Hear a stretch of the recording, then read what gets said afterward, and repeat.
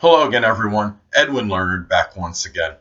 In this YouTube astrological segment, I'm going to be dissertating and talking about astrological or zodiac sign compatibility between Aries and Pisces. And yes, this does apply and pertain to the sun, moon, and ascendant for both signs. Well, anyway, these signs I consider neutral by sign for compatibility. They are adjacent signs, so there might be some differences. There might be some positive qualities where you could have a good blending, but there's still going to be some differences there, and I'm going to get into this in a moment. The thing is, one thing where these signs I think are diametrically opposed is that Aries, of course, being a masculine or extroverted sign, is obviously can be very gregarious and outgoing. While you have the more, as far as Pisces, it's a feminine sign, it's introverted. They like their solitude and seclusion. They like to kind of get away from things for a while and find a good book, maybe sometimes even a fantasy or fiction novel, or play a video game or something to get on, take a break from reality, so to speak.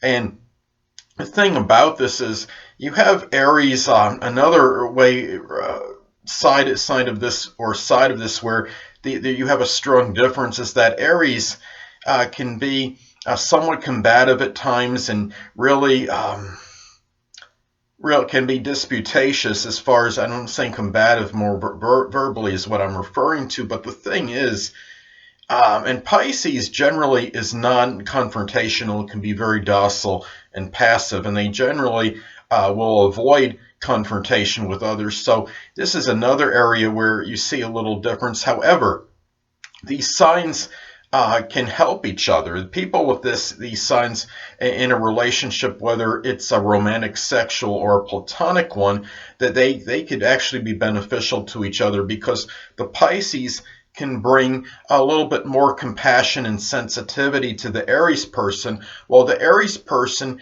can bring that assertiveness and aggression a little more to the Pisces nature, and in a way where they can maybe help Pisces make a lot of their dreams and fantasies come to fruition, as opposed to maybe not acting upon them, as a lot of Pisces will do. And Aries will push the Pisces to get basically the plan into action, so to speak. And I think Pisces can sometimes slow Aries down, which is not always bad because Aries is a lot of times likes to really stay active and busy, and you don't always have to be doing something and have a game plan for every moment of your life that you're not sleeping. And I think Aries somehow could be very strongly like that. And the thing too is to be careful, especially if this is like a romantic or sexual relationship, is that the Aries acrimonious nature at times sometimes can hurt. It really hurt the Pisces person. A lot of times Aries will say something in a blunt or outspoken manner, and it's not necessarily being belligerent or malicious. They're just a lot of times trying to get things out in the open, and it comes across a little abrupt, and it might take the Pisces person aback a little bit, and the Pisces person might kind of retreat into their solitude and seclusion thing because of this, and they can go periods of certain reticence and maybe quietness, with the Aries partner. So this is something to take into consideration as well. Now, these are two signs where I think in a relationship, whether it's platonic or otherwise, Aries would likely be the dominant one. And I think if this is like, if you're in a romantic or sexual relationship, I should say romantic and or sexual relationship with each other, then the way I look at this is that Aries sexual, let me go to the sexual part. Sexually, if they're in a sexual relationship, the Aries can be, well, they may be that one, I guess you could say, be more aggressive, and they could be strongly about spontaneity. And I think when you have the Pisces is strongly about emotional depth.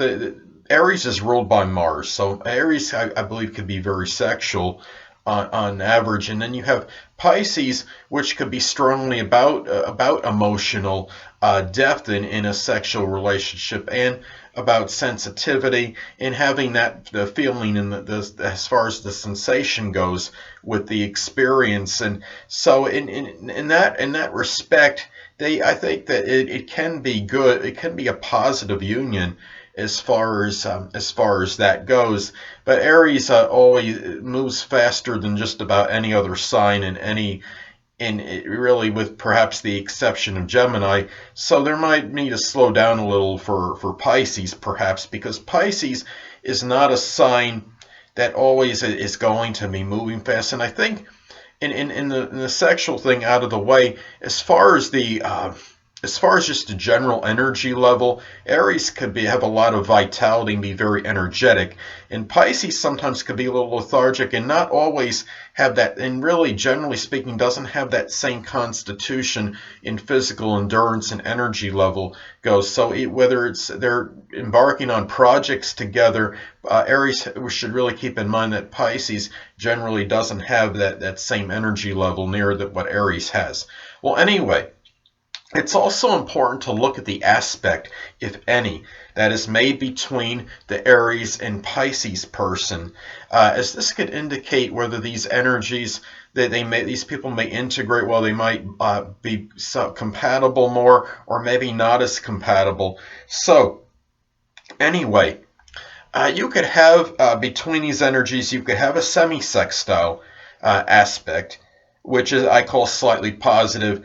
Let's say, for example, that one person has the sun, moon, or ascendant in Aries at 21 degrees, and the other person has the sun, moon, or ascendant in Pisces at 21 degrees. Well, this could be somewhat auspicious and I call slightly positive, because it's not like the major aspect like a sextile or trine, but it could still bring some harmony, and these people might have a harmonious union because of this, but it's not as positive as a sextile or trine, because this is a minor aspect.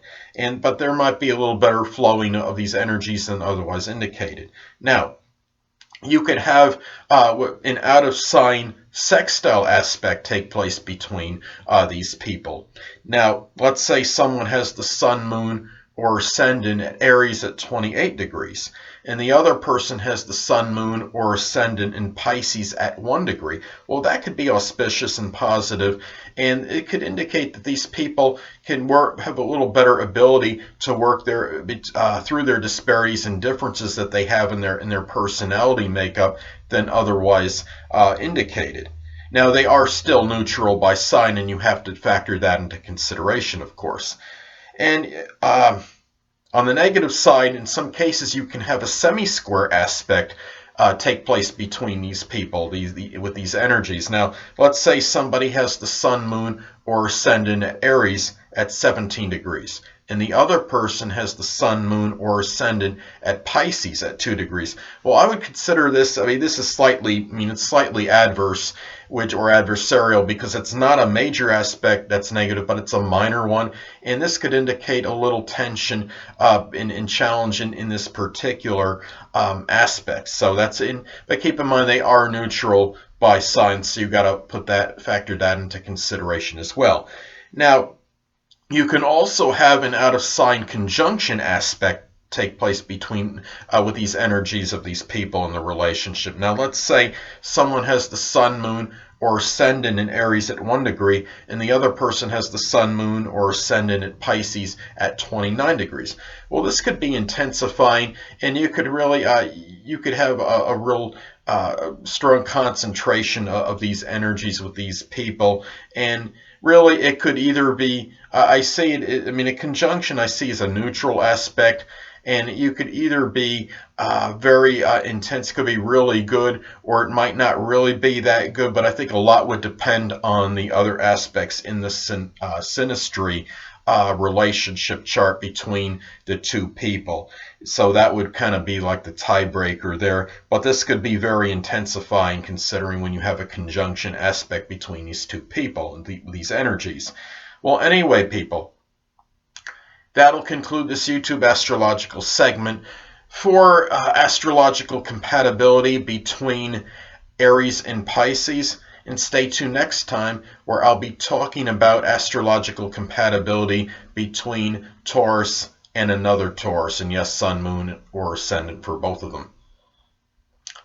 Two things I want to get with you on before I head out. Firstly, the stars may impel but do not compel. And secondly, never isolate any single astrological element, aspect, planetary placement, position, configuration, influence, or what have you, and make an analysis of a person, astrologically speaking, based on this alone. Because astrologically speaking, the person is the sum of all their components in their natal chart, and not just one. Until next time, people, stay well.